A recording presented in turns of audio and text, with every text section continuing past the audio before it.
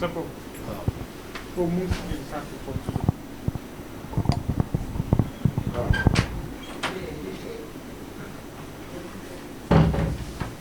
yow kanam bi xajal su ma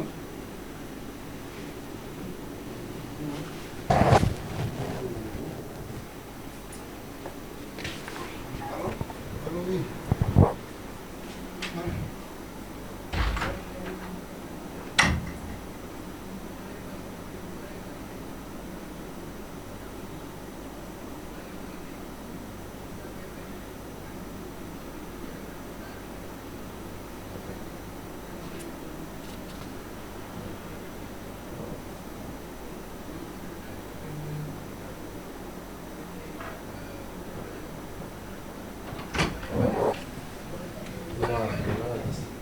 waaw mun na jël ko.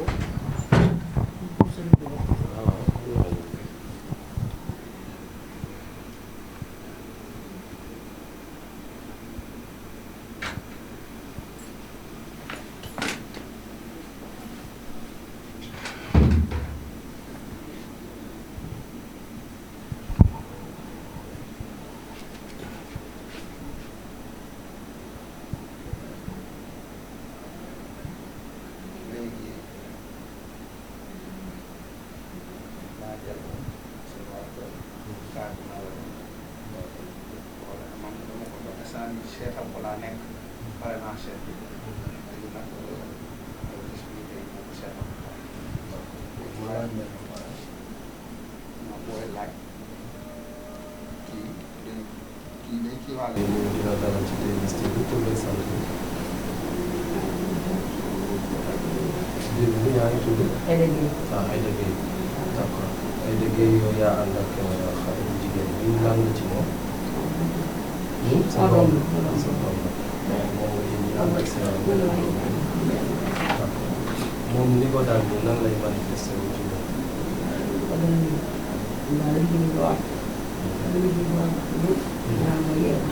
ba liggéey ba wàcc.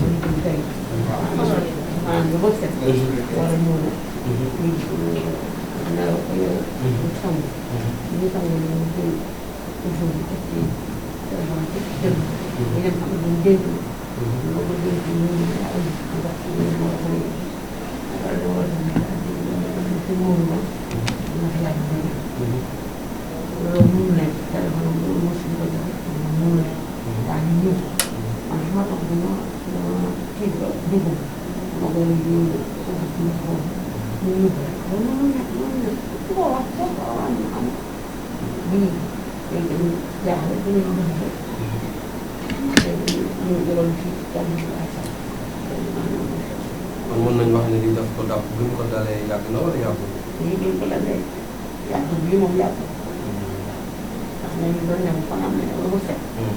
kon am na yeneen ñu ko doon dal mais.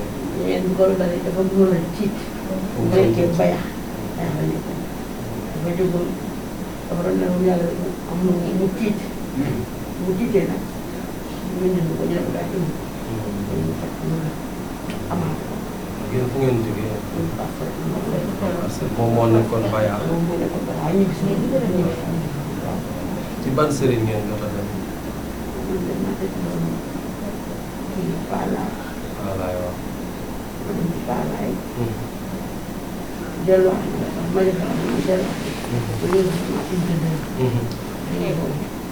Malik sax moo ko tettal Malik handicapé. maanaam nekk passé dafa handicapé. waaw moo leen yow kon mosu leen seetaan sëñ bi ci YouTube wala dara. waaw sa doom bi dafay seetaan ci YouTube.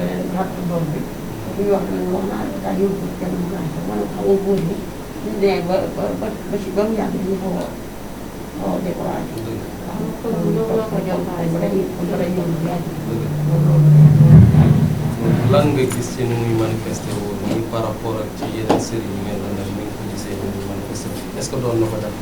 non li ma wax ci ko commencé di def day jékki-jékki def ni yaram bi yenn lu koy damal yooyu ma ne ko lii yaram bi dañ tiim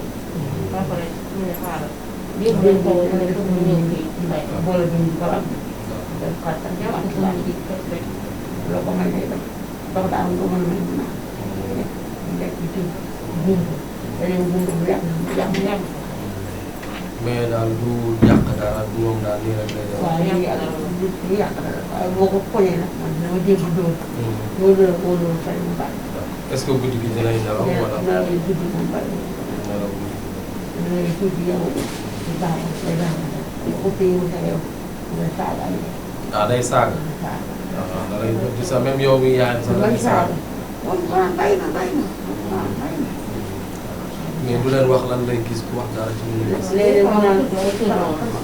tudd ay tur. comme yan façon tur. des fois mu ne day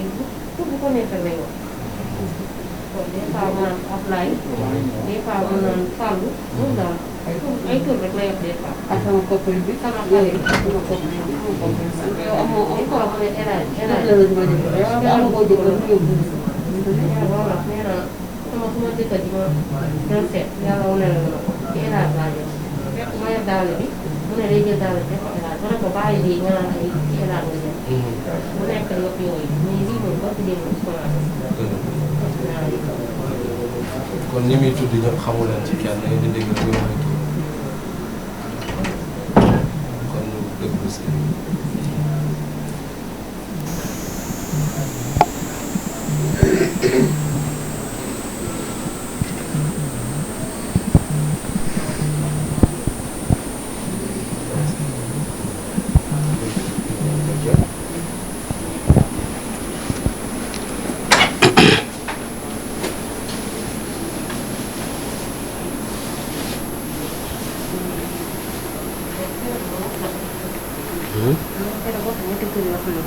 naan dootuma leen tooñati. waaw wax na ñetti tur. naan dootuma leen tooñati duma leen def dara. moom moo ko. waaw neen dootuma leen waxati dara. ma ne ko keroog mi ngi wax ñetti tur naan ay dootuma leen defat ñii moom duma leen wax dara. wax ñetti tur. loolu fuñ dëkk. suñ kër. yan ak yan la exemple mu wax. benn bi wax na Afe Ndiaye. Baay bi Ndiaye ak Papa. loolu lu ngeen bokk ak ñoom. ñooñu ñoo bokk kër. ñoo bokk kër waaw. bokk leen deret daal bu ngeen ay famille. ok. mais wax bokk leen. kenn ki ñoo bokk ndey ak baay kenn ki sama doom baay la. keneen ki sama doom baay moo ko jur. ay kenn ki xale la moom. Bonsoir chers internautes, chers téléspectateurs. Si vous nous prenez en cours, sachez que vous êtes sur la TMS TV, la télévision qui montre ce qui est caché. Aujourd'hui, nous avons une autre situation particulière.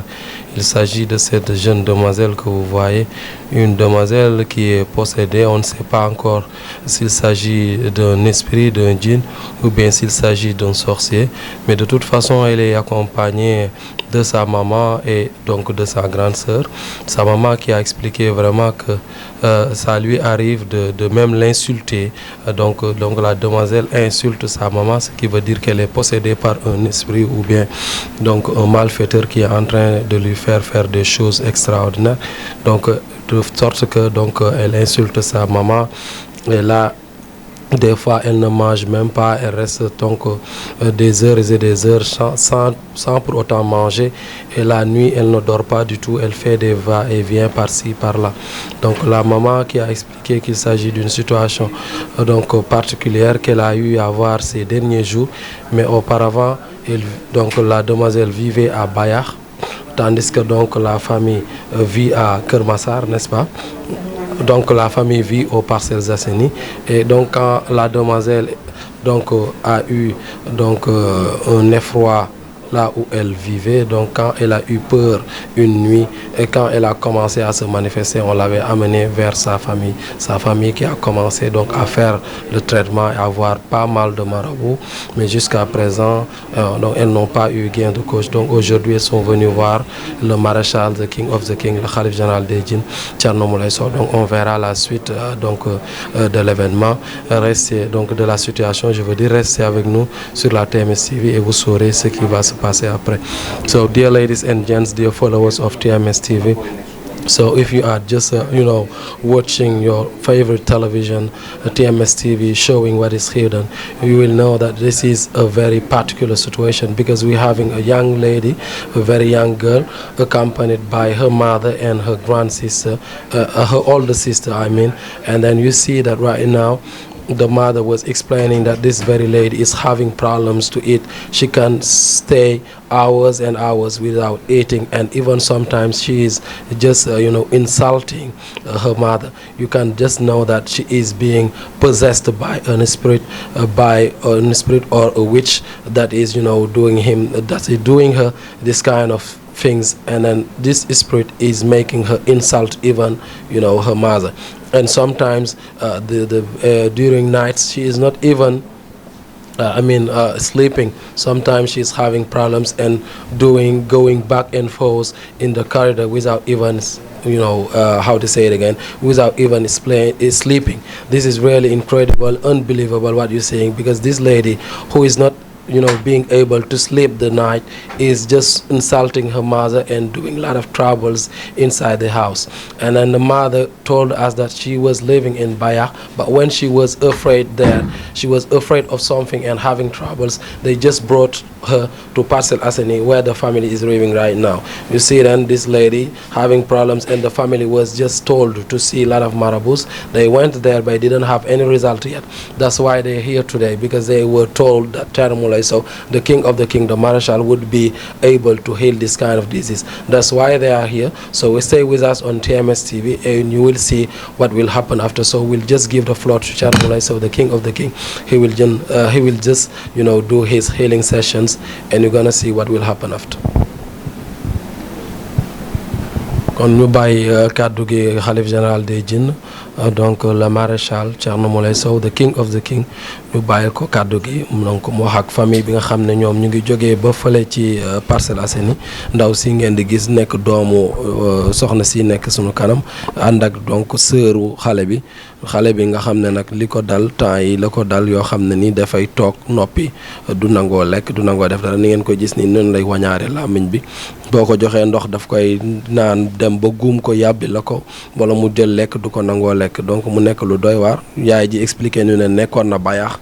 ba mu nekkee Bayaax aussi dafa jékki-jékki woon tiit, ñu andi ko fii ci Parcelles Assainies, ñu nekk ci sëriñ yi di faj, mais ba léegi amaguñu résultat. Temps yi nag fan yi la ko lii dab, mu koy defee nii, day jékki-jékki rek sëgg, du nangoo lekk, du nangoo def dara, di wàññi yaram bi. Des fois guddi gi aussi du nelaw, day def ay va-et-vient di doxantu ci couloir bi. Des fois sax mu jàpp yaay ji di ko saaga, boo ko bëggee jàpp mu lay saaga, di la wax lu kenn xamul. Donc ngeen xam ne am na lu ko jot loo xam ne moo koy sonal, di ko saagaloo, di ko defloo ay mbir. Donc dañuy bàyyi kàddu gi rek ki nga xam ne mooy Thierno Moulay Sow, the king of the king, le xalif général des djinns. Donc moom mu dellu seeg yéen ci mbir yi, jéem a laaj li nga xam ne moom moo tee xal bi lan la, ndax jinne la wala dëmm, comme ça ñu continuer xuusandi ci mbir yi.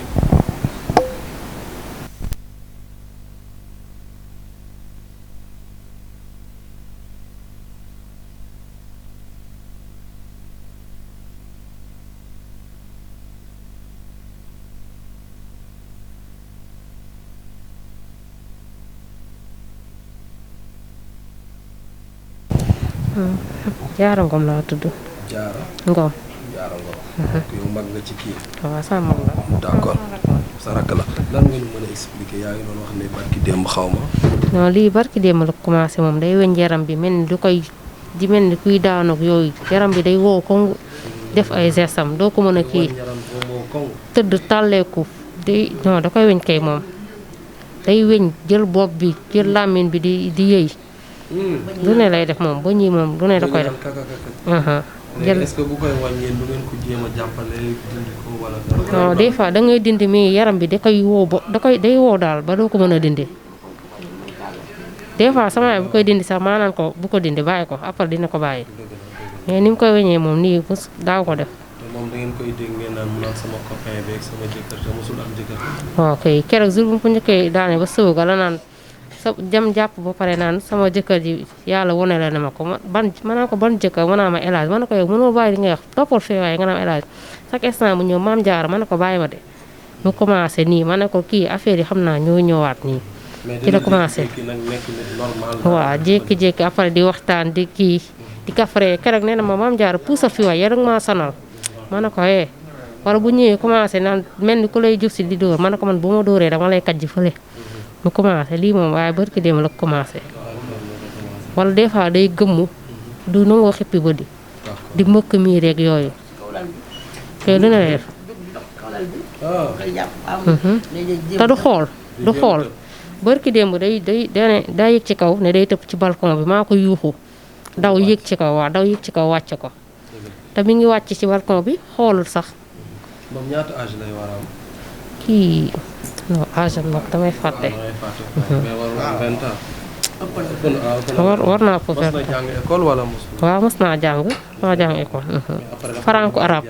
dafa bàyyi après. mbaa du feebar bi moo ko yàqal jàng wala. déedéet fekk na boobu bàyyi na bu yàgg sax bàyyi na bu yàgg. bàyyi na bu yàgg. mais lii kay moom fanaan de ba ñëw lii dikkal ko. dafa liggéeyi rek fanaan. xam nga liggéey fanaan lay def dafa fanaan ba wàcc nelaw na ba yeewu ba ay avant timis mu sangu ba pare di déglu ay jàng. commencé naan sam papa kan moo ne yàlla na fi yàgg te wér ma ne ko sam papa sa papa mi dee nga naan ay yàlla na fi yàgg te wér yow puusal fii mu commencé ne fi di yuuxu di xataraay ba koñ ba ñëpp ñëw ma ne ko xaar. allo mu commencé di ko wis ndox ba si yàgg ma ne kii bu leen ko wis ndox bàyyi leen ko. allo mu jug ba ci suba si mu jàpp ba pare ñëw na ma maam Jaara sama jëkkër ji de yàlla wone la na ma ko ma ne ko bar jëkkër mu ne ma élage ma ne ko élage puusal fii fekk maa ngi ranger ay yére mu jël dàll bi ne da koy yóbbu ma nangu dàll bi après ci lañ kii nekk foofu ma ne xaar ma bàyyi leen fa man moom sama yaay nekk fa. ko mbir mi di dab nga ne dafa liggéeyu ba wàcc xanaa dafa guddee woon wàcc wala lan. déedéet dafa fanaan ba bu set mu ñëw xam nga ñoom bu ñu fanaanee ba bu set dañuy ñëw tëdd pour récupérer tuuti mën a demaat bi mu sangoo pare nag di déglu naan lii mosul nekk sama téléphone sëñ Modou Ngom yàlla na fi yàgg te wér lii mosul nekk sama téléphone commencé nekk fa daanu di yuuxu façon bu ne mu def ko. ba nii non moom moo ko kii moom koy moo jékki-jékki ne lii mosul nekk sama téléphone sëñ Modou Ngom yàlla na yàgg ci dunya ma ne ko lii ma ne ko yow ko seet sama papa kase sax tudd Modou Ngom ba ngay wax lii mu commencé ba suba ga nag la commencé def nii naan sama jëkkër ji yàlla wane la na ma ko yooyu man jaar gis naa sama jëkkër bi ma ne ko yow demal waay nga naan gis naa sama jëkkër ban jëkkër jàpp ba pare neen dafa taxaw pour julli noonu ma ne ko hee yow lii nga xoolal li nga def yow muuroo defoo dara nga ne da ngay julli puusal fii mais ca lendemain boobu ñu ne ko pour mu jàpp nangul sax jàpp bu ma jëlee sama téléphone di teg ay sikkar nga jékki-jékki mu commencé di xataraayu di bañ ba mu nekk après am na benn sikkar bu ma koy déglu moom da ngay gis mu commencé di nekk di yëngatu moom di jaabante te moom mooy lii après la ko barki de moom la commencé di def nii. est-ce que mos nga seetaan vidéo sëñ bi ci kanam. ci kanamam déedéet mosu ko seetaan ci kanamam waaw man sama téléphone kon guddi gi lu ci bëri laay nekk di seetaan ay YouTube moo tax mais moom gëwuma ne mos na ko seetaan déedéet sama téléphone laay jël di seetaan. macha allah waaw macha allah ba ñu xoolee ñu xam ne dafa am jinne yu ko dugg manipuler ko léegi nag ñu daal di am lu ñu jël ci moom yóbbu ko instant bi ni moom nekkul waaw parce que am na lu yàlla def ci moom bu ko defee nag comme li ñu doon wax sànq dëmm yi ak jinne ñoo ko topp instant bi nekkul maanaam boo xoolee àndul ak xelam àndul ak sagoom instant bi jinne yi ñoom ñoo fees dell ci moom fu mu nekk ni jinne yi ñoo fees dell ci moom léegi nag ba ñu xoolee ne gis nañ ne jinne yi ko topp dañoo bari waaye dafa am benn jinne bi nga xamante ne day ànd ak moom maanaam daf ko def soxna daf koy jabaroo tout le temps day faral di ànd ak moom di manipuler daal di instant bi nii maanaam dañ koo saboté fu mu nekk ni jinne yi dañ ko lu ñu wax saboté maanaam dañu ko def sabotage waaw loolu moo waral gis ngeen àndul ak sagom xamul joor ak joojo comprendre ngeen waaw fu mu nekk nii du nit kese moo fi teg nekk maanaam nit la bi nga xamante instant bi yóbbu nañ xel mi maanaam ba pare am luñ def ci moom am luñ yóbbu ci moom moo tax day mel ni rab mala du nekk ak nit ñi waaw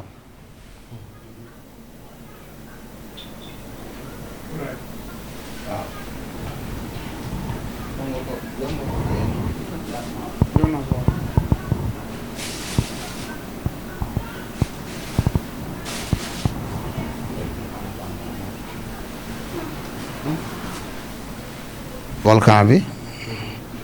waaw fu mu nekk nii du nit simple bu tëdd nii léegi nag bu ñu jógul ci dañ koy perdre dañ koy perdre dañ koy perdre gis nga moo ngi yëngu gis nga jinna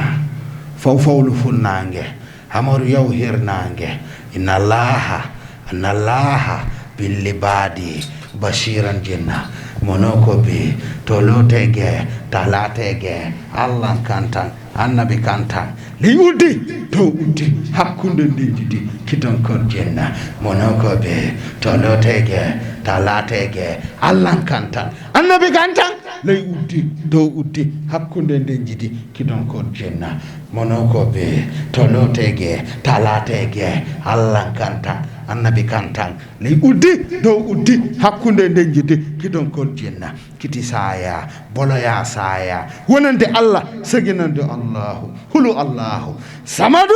alfayu jayri alfayu batino kur jinna so jinna olde koro yanna nabi durete so jinna so jinna aha motul mu wodda kii bi so jinna xolal gis ngeen ñu ko yuutloo gis ngeen xam nga ay temps dama naan jinne yi na yuut comme nii la ko gaa yi def mu nekk nii fawfawlu funnaange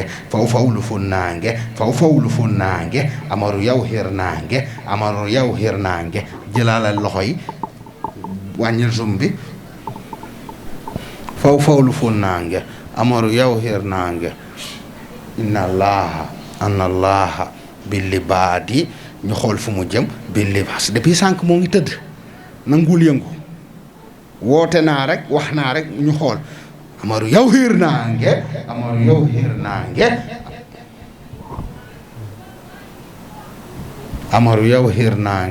inna allaha billi baadi bashiran jinna monoko bi tolotege talatege allah kantan annabi kantan ley uddi dow uddi hakkunde nden jidi kidon kon jinna monoko bi tolotege talatege allah kantan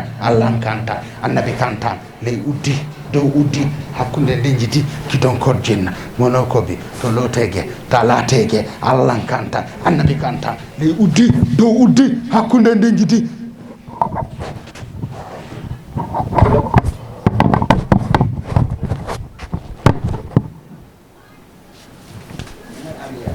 depuis sànq moom ne junjaaral deful dara deful action commencé naa yëngal moo ngi développé na nga woon nit ñi ñuy gis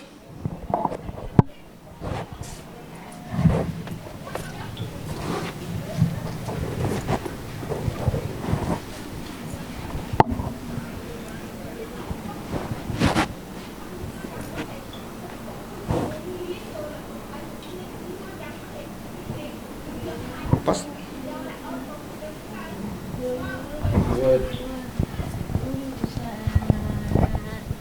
فاتما حسدا فتحنا كل يوم لا تنسي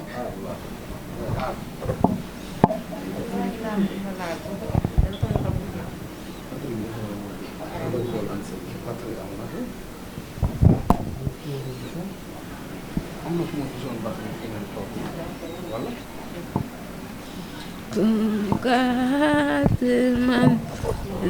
دار وبوزا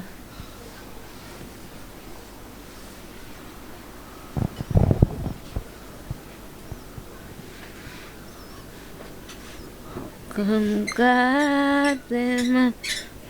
دار وبوزا لا تنسى أبدا أبدا كذا يا مطالب لا تسير سرا فضل أفضل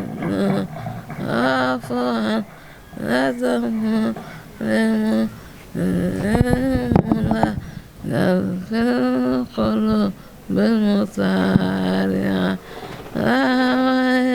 أتنسى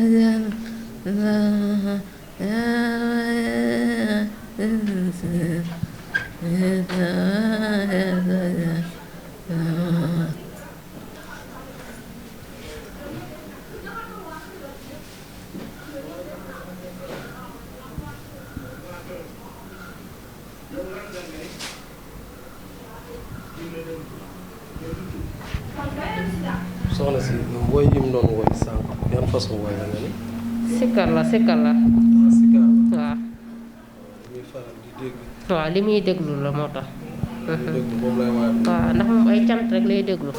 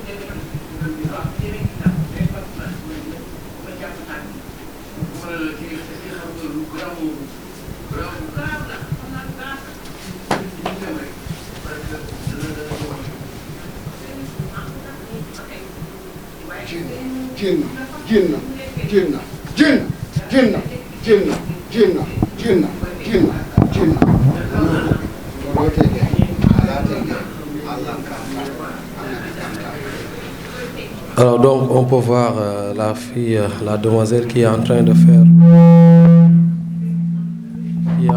faire le tour de la salle. Donc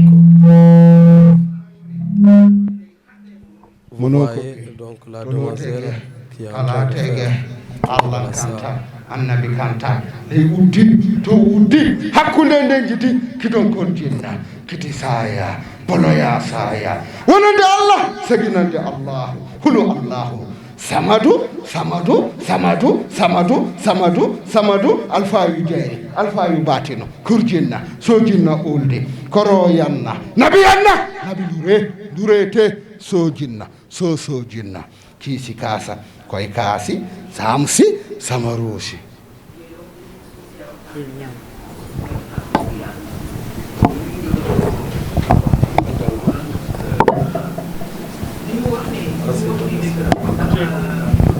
Donc vous voyez la fille qui est en train de faire le tour de la salle et le marabout a commencé à appeler ses talibés, donc ses disciples de djinn. Ils ont commencé tout simplement à la malmener parce que quand elle est venue, elle était tout simplement donc couchée donc sur le sol. Et vous avez vu une action qui a été un peu particulière parce que le djinn s'est prosterné devant le marabout Thierno Moulay Sow, the king of the king. Là, vous voyez la fille qui sort de la salle. Donc, elle faisait le tour de la salle, mais là, elle sort particulièrement donc de la salle. Donc, vous voyez ce qui se passe actuellement. Donc, une situation assez particulière. Donc, vous voyez la fille qui entre dans la foule. On ne sait pas donc ce qu'elle veut faire parce que là, c'est pas la fille qui fait les actions, mais c'est le djinn, donc l'esprit qui est en train de la posséder, qui est en train de faire ces genres d'actions, qui est en train de faire ces genres d'actions. Vous voyez donc le djinn, l'esprit qui fait le tour, qui tourne sur lui-même. On ne sait pas ce qu'il est en train de faire. On est en train d'observer donc pour voir exactement donc de quoi il s'agit. So ladies and gents, dear followers of TMS TV, you can see this very spirit, this very jinn, walking around the living room. You see going here and there because we were inside the room, of the Khalif General Thierno Moulay Sow, the healing room of the Khalif General Thierno Moulay Sow, the king of the king, the Marshal. But right now we just out in the very living room where all the patients are waiting to be seen by the Marabout Thierno Moulay Sow. And you see then this spirit, this jinn, turning around, walking all around the room. We don't know exactly what he's about to do. He's only turning around. So we're gonna see what he will do exactly. We don't know exactly, but he's turning around, just turning around. So let's try to see. So stay with us on TMS TV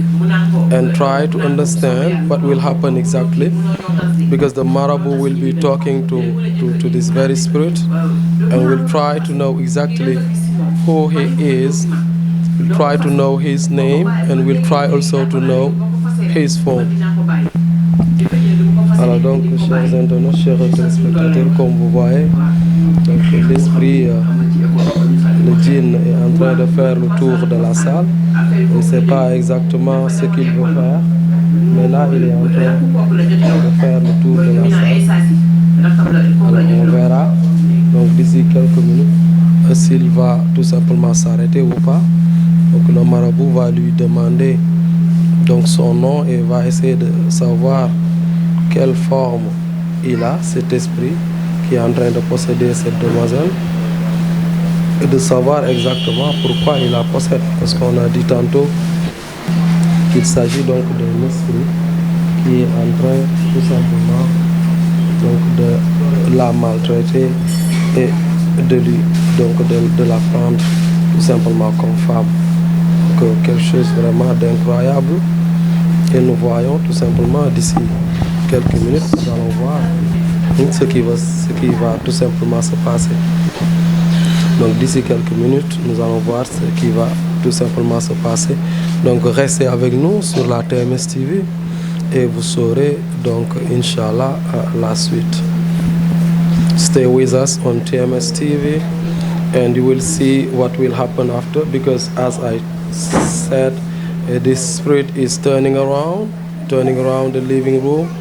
going here and there. We don't know exactly what he's about to do, but he's turning around this very room. So we're gonna see what will happen after. So I will just maybe leave the floor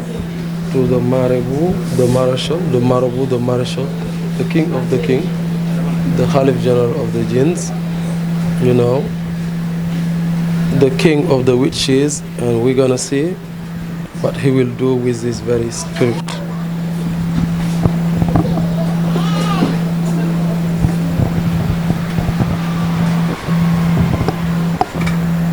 Mon frère, rapidement.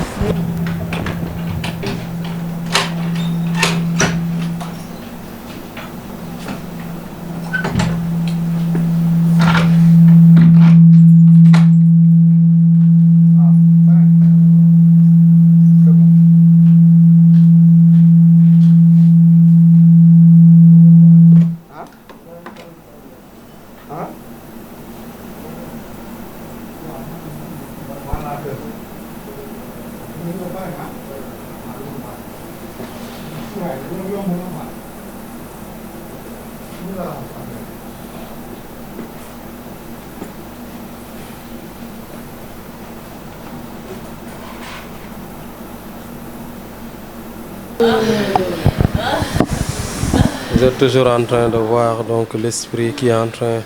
de faire le tour de la salle, et vous entendez certainement d'autres esprits, d'autres djinns qui sont en train de se manifester à l'intérieur de la salle. Donc vous voyez de l'autre côté donc un esprit qui porte quelque chose de jaune qui est en train de faire donc des grimaces, et vraiment tout à fait au fond vous voyez donc une dame qui porte donc une robe noire qui est en train tout simplement aussi de faire des grimaces et de faire du bruit. Alors donc, il semble que certains esprits qui sont là vont bientôt se manifester parce que là, vous voyez l'esprit qui est en train de faire le tour donc, du salon est certainement en train de remuer ce qui se trouve à l'intérieur d'eux. So ladies and gents, dear followers of TMS TV, you see it and you can hear even exactly some spirits in this very room just, doing actions. You can see that very lady, who is possessed by an spirit. This very lady having a yellow dress on the very side, on the other side of the living room. This spirit is doing actions, and on the other side, that very lady having a black dress, also being possessed by a spirit, is just doing some actions. So we're gonna see, we're just trying to watch what will happen. We're seeing, the spirit going around the room, and then others trying to do some actions, trying to say something. We're gonna see whether they will just be doing actions inside this very room because everybody is here, all the patients are here waiting to be seen or to be healed by the Marabu Thierno Moulé Sow. You see then the spirit sitting down, being still, sitting down, yes, being still. Then let's see, yes, the spirit lying down on the very mattress in the living room. You can see, holding his hand, the hand of the very girl up, sitting down, lying down, and sitting down again. You can see on the other side that lady with the yellow dress doing actions also, making noise. Maybe the spirit is just trying to react,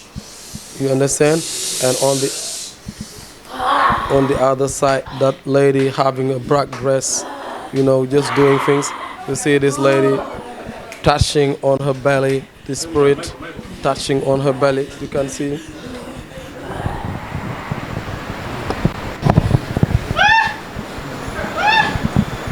Vous voyez, donc la dame qui vomit, vous voyez, des vomissements étranges, vous pouvez voir, incroyable. Tu sors de la salle actuellement, vraiment incroyable ce qui se passe ici.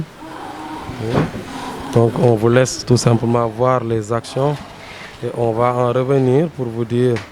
Donc le marabout va revenir sur les actions, va essayer de poser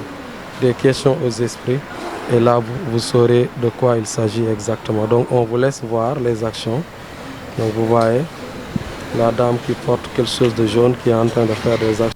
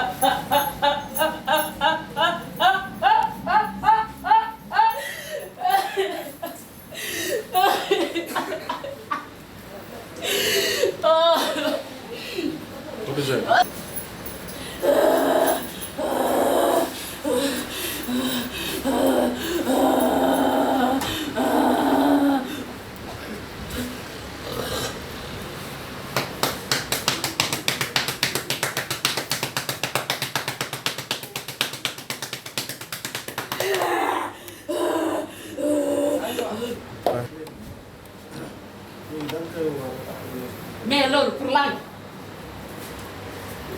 dama ne loolu pour lan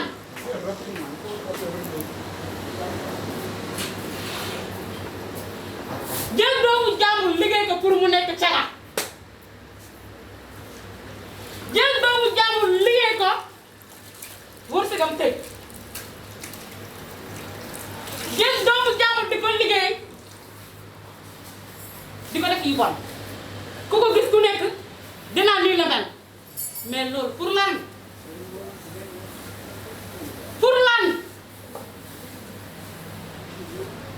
moo tax xale bi saa yu fi ñëwee génn dem sëñ bi bu ko ne jax kuy yàq xol bi day bon te xale bi day xam ne kii am na lu ñu def si yaramam loo xam ne leer la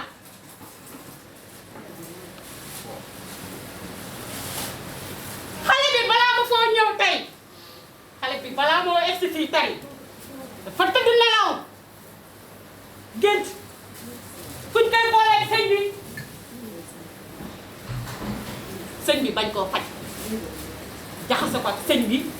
bi bañ koo faj xale bi balaa moo egsi fii gént na loolu te xale bi dafa am bopp lépp luy ñëw ci moom da koy gis jour bu ko sëñ bi woowee ci néegam man maa koy wax ndax xale bi leen ko def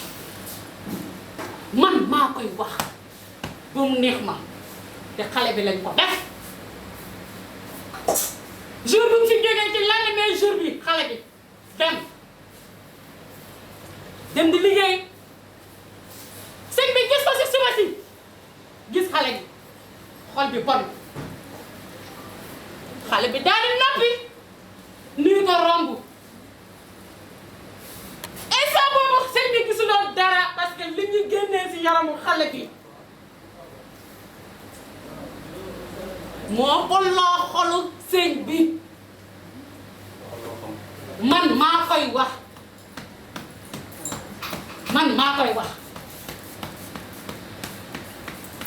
bu ma wooyee xale bi boobu dugg ci biir néegam dafa yónni doomam bu góor mu ne bindi xaatim indi di wax loo xale bu jigéen lu ñor ndekete da ko koy téye pour def ko leneen loo xamante ne day duggaat ci yaram ji gis nga bu doomam bu góor bi bu mu indee xaatim bi ci feuille blanc la nekk daka kaa joxoon ne xale bi sentir am na lu dugg ci yaramam sarax noonu la waxee xale bu jigéen bi jógal nga def foofu la jeexalee waxam te avant doomam bu góor bi ñëw lu ñor mu wax lu ñor mu wax kooku bu mu indee loolu rek foofu la daggee wax ji bu mu xamee ne ko dugg na ci yaramam rek foofu la daggee wax moom mu jëkkal mais loolu pour lan ci àdduna bi pour lan xale bu jigéen bi si tànk gauche bii la duggee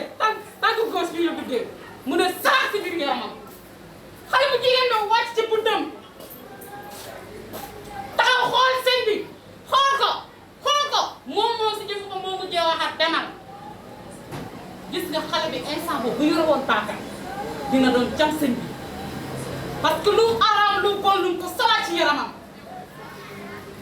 mais loolu pour lan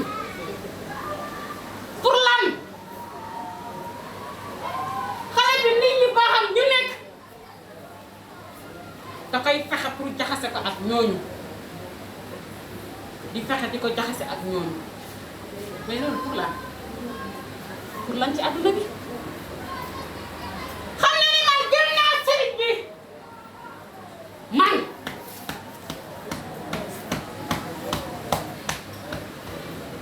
man Jinne Moussa gëm naa ko ba pare ndax tuubal na ma fii man gëm naa ko nekk naa taalibeem ba pare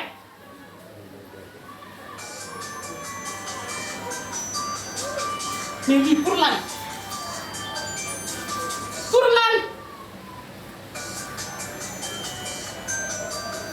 dama ne sëñ bi moo fi mën mu neex la mu naqare la sëñ bi moo fi mën man Jinne Moussa maa koy wax man man Djine Moussa maa koy wax waaw lan moo tax xale bi bu ñëwee fii di gàdd di téye taatam pour lan la yéen laay laaj yéen ñi fi toog yéen laay laaj loolu pour lan la nañu waxante dëgg te dee yéen a ko gisandoo Djine Moussa man la fi tuubal te man maay taalibeem waaw sëñ bi mooy la moo fi mën xale bi dafa gëm sëñ bi ba pare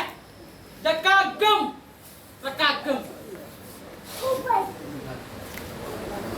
ku ko gëmul sëñ bi yaa ngi ci erreur bu mag man Djine Moussa mën naa wax sax moom mooy yonent bi waaw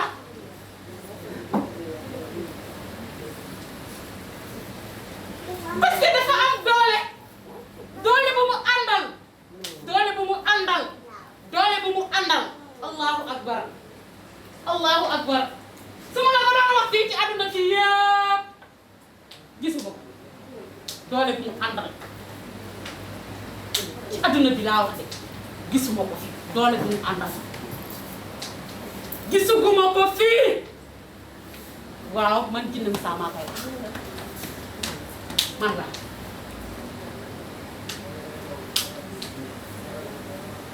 parce que démb dem taxaw ci fenêtre am di jooy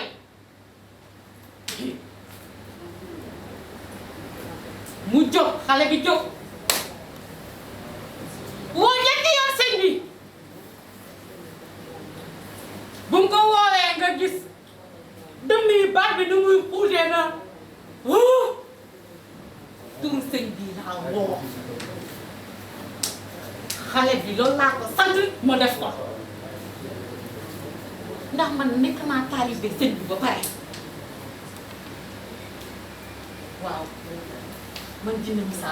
ba mu fi tuubal ci xale bi laa nekkoon ñu yónnal ma ci xale bi mu koy def lu nekk mu dee ma fi tuuloo ma man Djine Moussa man la ku ma gënoon am doole ci adduna bi amul man Djine Moussa man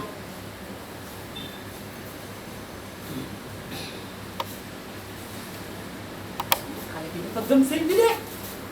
te ni ngeen ko gëm te xale bi pour gëm sëriñ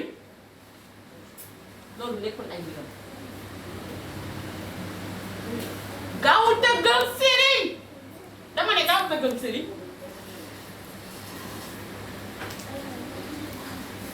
moom loo ko wax rek yàlla subhanahu wa taala la lay wax mais c'est la première fois mu gëm sëriñ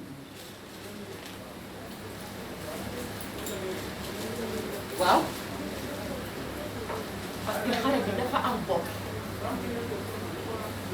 bu mu fi ñëwee ma koy dawloo fii bu mu fi dugg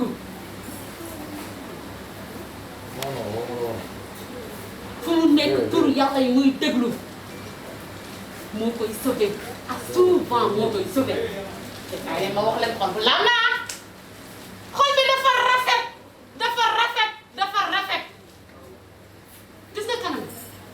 daaw nañ ko solal fii Thierno Moule Sow, the king of the king, le roi médecine traditionnelle internationale, le petit-fils de Soundiata Keita,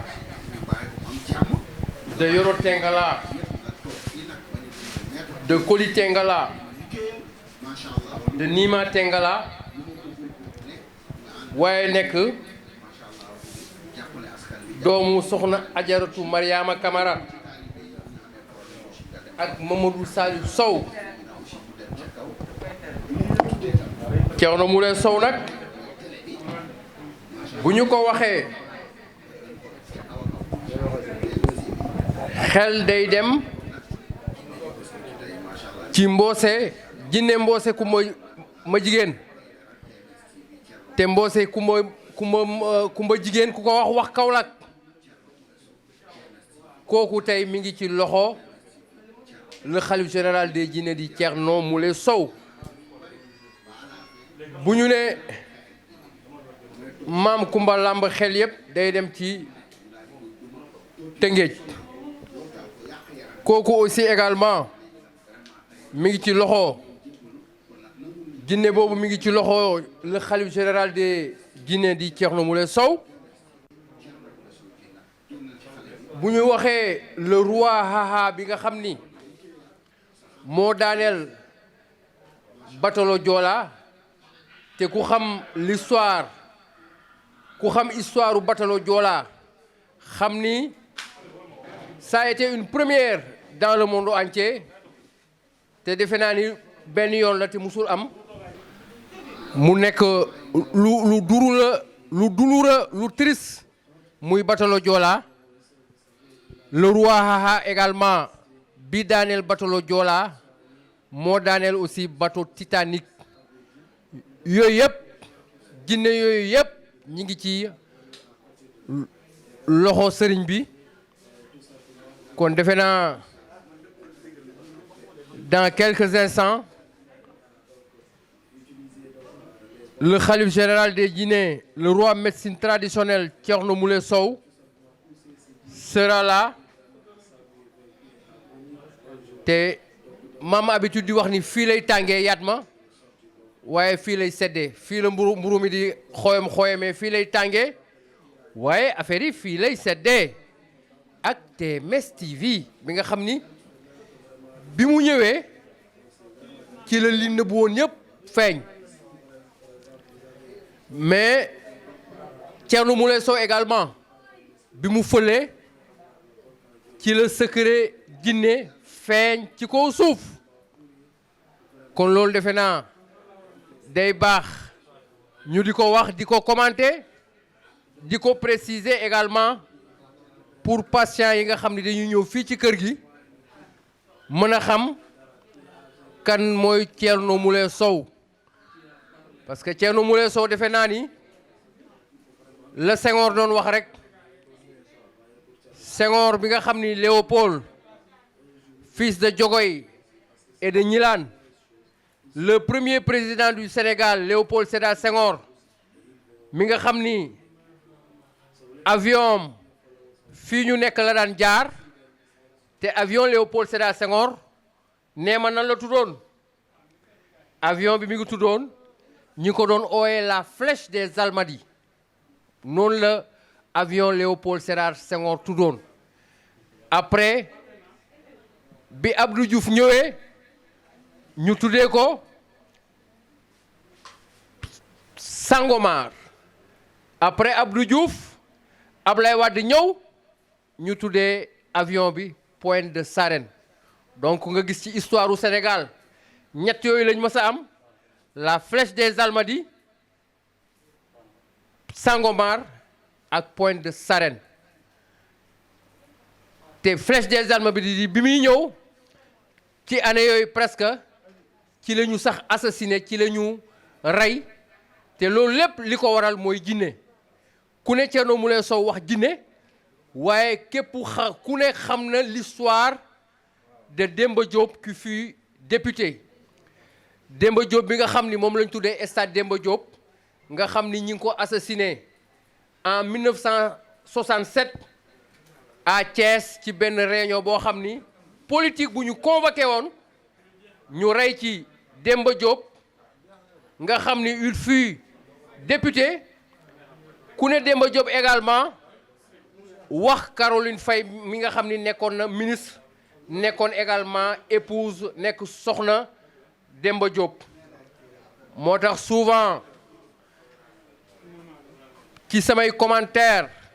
bu ma daan def saaliwu match au niveau de RFM avec le doyen Ablaye Diaw li ma daan gën a neex ci samay reportage su ma nekkaan stade Demba Diop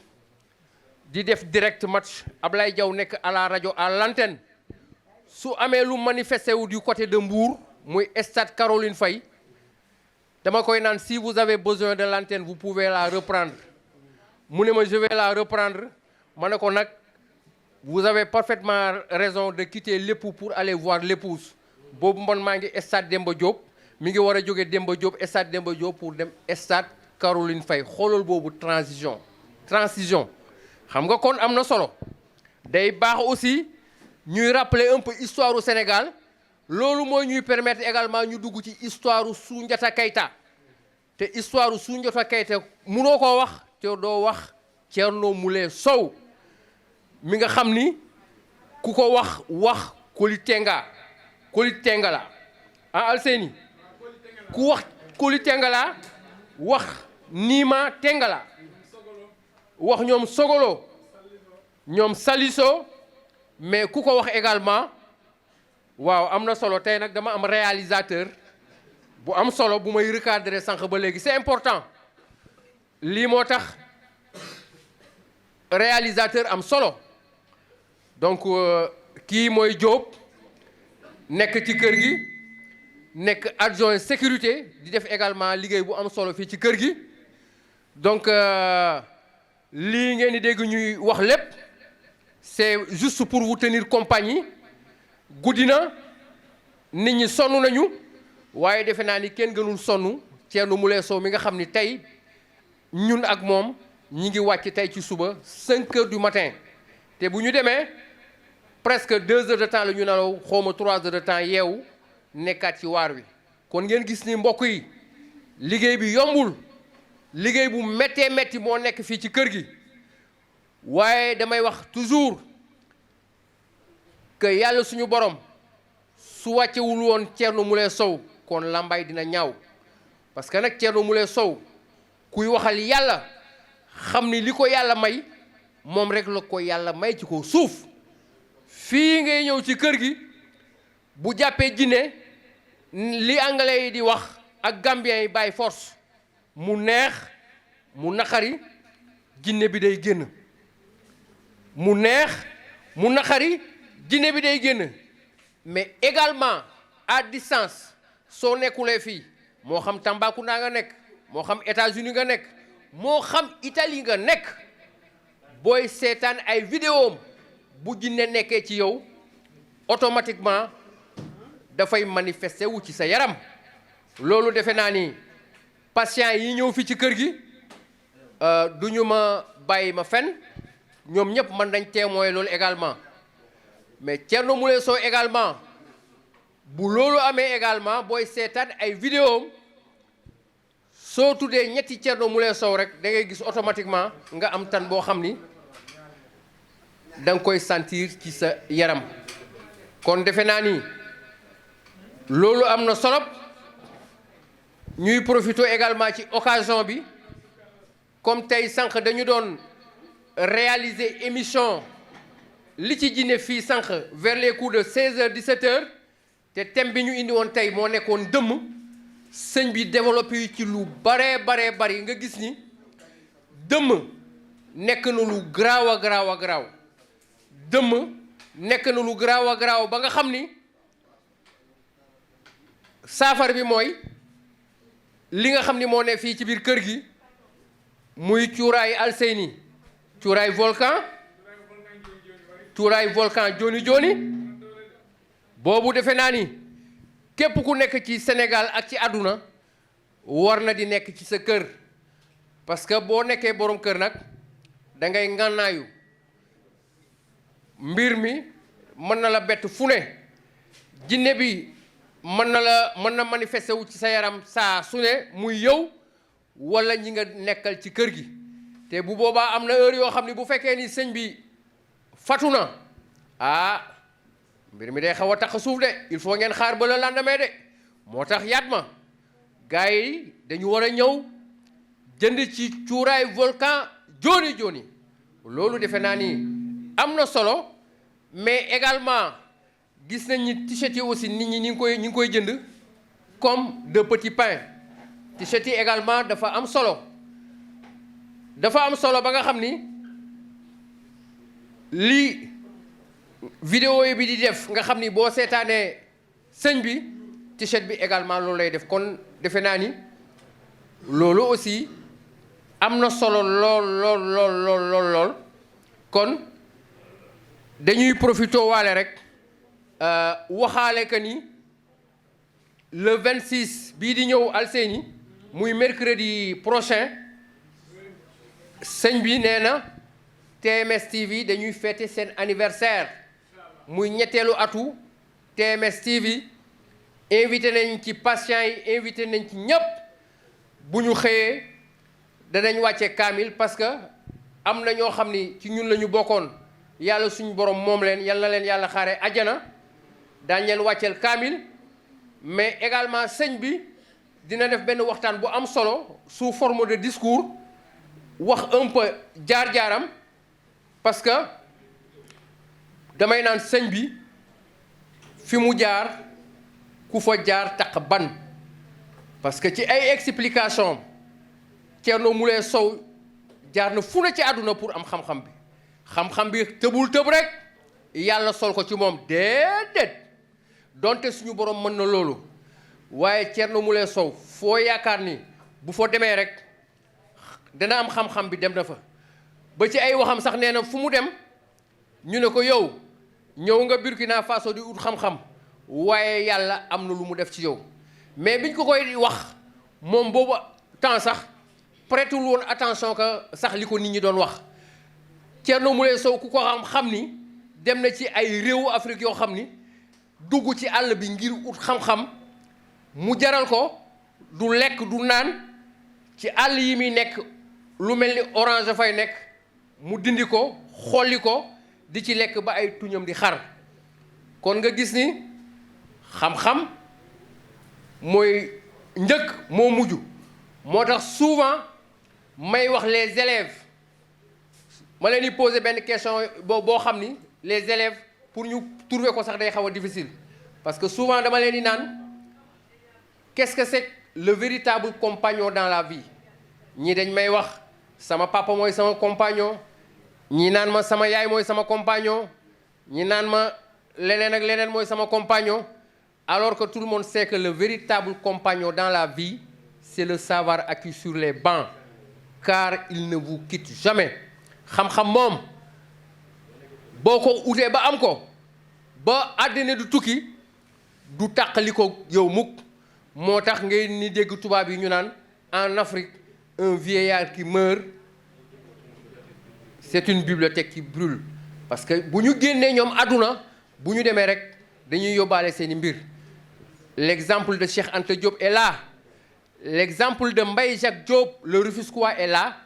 l'exemple de Léopold Sédar Senghor qui fut le premier président du Sénégal est là Senghor qui est né en 1905 l'exemple de Djiboko est là et tant d'autres kon defe naa ni xam-xam moom fu ko lu ci waay mën a def rek pour am ko rek am na solo moo tax Saliou ñuy wax dans la vie nul n'a le monopole du savoir waaw ñu ne xam-xam fi ñu koy gëstoo kenn moomu ko fi ñu koy gëstoo kenn moomu ko ku gëstu rek xam tubaab yi lan lañ ñu rawee gëstu rek dama lay jox misaal da ngay gis bawol boo xam ni jàngul école xamul sax nu muy bindee turam mu dem Italie au bout de 2 ans 3 ans s'il retourne au Sénégal daf lay waxal italien comme le wolof parce que bi mu demee foofu jàngal nañ ko italien bi bu mu dem ba mokkal ko c'est comme également fii ci suuf am na vigile bu ñuy wax Aliou Sall lu ñu bëri xamul defe naa ni day wax coréen xawma chinois te il le parle bien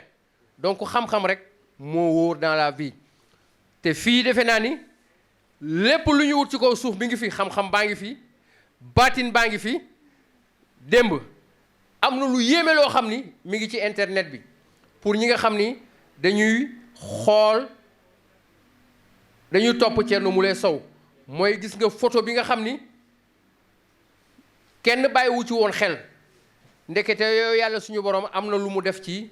sëñ bi ci kanam gi ñu bind fii Allahu ak yeneen boo ko zoomé nga xam ni kenn du yàlla moo tax Thierno Moule Sow boo ko ne yaa bëri doole mu ne la déedéet man awma doole de yàlla suñu borom moo am doole te Thierno Moule Sow aussi lu tax mu dem ba nga xam ni moom rek moo fi sëriñ fii ci kaw suuf nit ñi riir di ko topp parce que Taïb Socé bi mu ko seetsee am na ay kàddu yu am solo yu mu jubaloon nee na sëñ bi man Taïb Socé boo gisee ma ñëw tey di la ziar di la feddali sama kóllëre parce que dama lay seetaan sa mbir lépp yàlla la sa mbir yëpp siraati xal mustaxima loolu moo tax également àdduna topp Thierno Moule Sow mooy Sénégal partout dans le monde kon defe naa ni loolu c'est important boo defee sax remarque souvent sëñ bi même ci ay yéreem sax suy def ay luuma wala suy déplacé wu ci yenn événement yére yi sax allahu la ciy bind gis nga yëpp allahu la ciy bind kon allahu moo njëkk allahu moo mujj te kër gi fii également ku fi ñëw ci allahu lañ lay fajee ba yàlla suñu borom def nga tane te fii nag defe naa ni dama ne affaire bi fii la Saliou mburu mi fii lay xooyamee fii lay tàngee fii lay seddee te kat Jóob Ablaye àll bi lu mu lëndëm sëriñ bi day xuus jaar lu mu lëndëm loolu la Senghor doon wax naan fa ma jaar ka fa jaar taq ban Léopold Sédar Senghor moo doon wax loolu waaye man it bu ma neexee ma ne fu ma jaar ku fa jaar taq ban parce que boo nekkee ak Thierno Moule Sow doo tiit doo ragal moo lay aar ci lépp et tout venaa ni ñun ay homme de média lañ c'est la première fois ñu accepté ñëw di liggéey ak sëriñ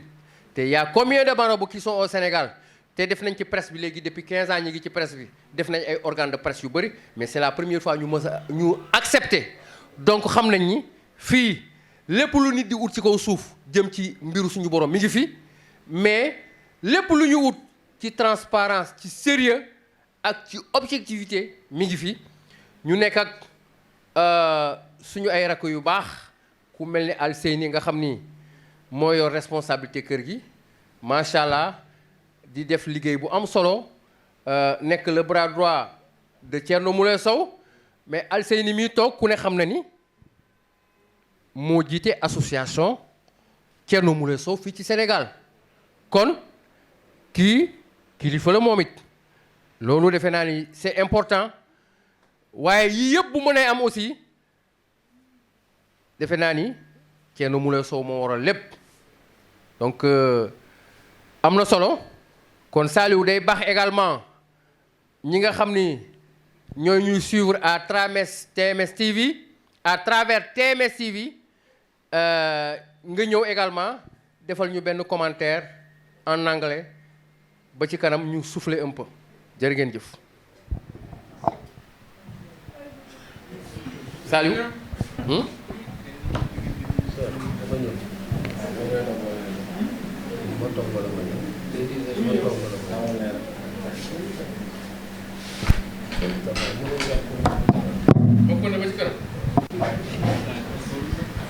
Comme je disais tantôt,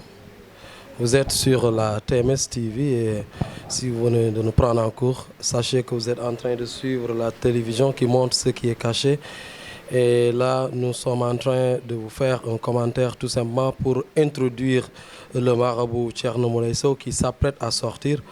Parce que vous voyez certainement derrière moi, les patients sont là et il y a plein donc de femmes, plein de personnes qui sont possédées par des esprits. Donc là, au moment où l'on parle, donc le marabout s'apprête à sortir tout simplement pour donc un peu remuer ces esprits, remuer ces djinns qui sont en train de posséder les personnes. Donc vous allez voir d'ici quelques minutes, ça sera chaud ici, ça va chauffer parce qu'il y a plein donc d'esprits, plein de djinns qui sont là et qui vont certainement réagir après la sortie donc du grand marabout Thierno Moule Sow, the king of the king, le maréchal, le khalife général des djinns et le bourreau des sorciers. Donc on vous demande tout simplement de rester donc sur la TMS TV et de suivre tout simplement la suite. So dear ladies and gents, dear followers of TMS TV, welcome to your favorite channel. So we're talking about the marabout Thierno Moule Sow who is so ready to get out, because if you see behind me you have many patients just here waiting to be seen or waiting to be healed by the Marabout Thierno Moulé Sow. But what you have to understand is that we have many patients right here because we have many spirits, many, jinns that are possessing the patients right here. Then the Marabout will be just, getting out in a while, and then we'll be just, ill-trading the jinns, ill-trading the spirits, and make them react. And then you're gonna see it will be hot right here, and you're gonna see everybody, all the spirits and all the jinns will be making actions, and it will be really wonderful. So we just ask you to stay on TMS TV, and then just, be faithful to your favorite channel, and you will see what will happen in a while. The Marabout will get out, and we'll make them just do actions, and that will be really wonderful. So I give the floor to my colleague, my friend, the friend with whom I've been, working together, in, many, stations, many press stations, He will be just, dealing with, the comments a little bit before the Marabout gets out and make, everybody, do actions. So Mustafa Fall, I give you the floor. I'll let you deal with your comments. I know that you are not, tired yet. You can be just talking about things, a lot of things about the Marabout Thierno Moulé Sow, about the King of the King, about the Khalif General of the Jinns, and about the King of the Witches. Alors donc je laisse la parole à mon ami, donc Moustapha Fall, mon collègue, avec qui j'ai eu à travailler ensemble donc depuis des années et des années dans pas mal d'organes de presse. Donc lui, il a certainement beaucoup de commentaires à faire sur le Marabout Thierno Moulé Sow, sur le Khalif général des djinns. Donc je lui laisse la parole, il va commenter un peu avant que le Marabout nous sorte, et vous saurez exactement que ça va chauffer ici, parce qu'il y a plein d'esprits, ici, il y a plein de djinns, parce que beaucoup de personnes, beaucoup de femmes ici sont possédées par des djinns, et vous allez voir quand le Marabout va sortir d'un moment à l'autre, ça va chauffer, les esprits vont réagir, et ça sera vraiment extraordinaire. Donc restez avec nous sur la TMS TV, et d'ici quelques moments, vous verrez tout simplement quelque chose de vraiment fantastique.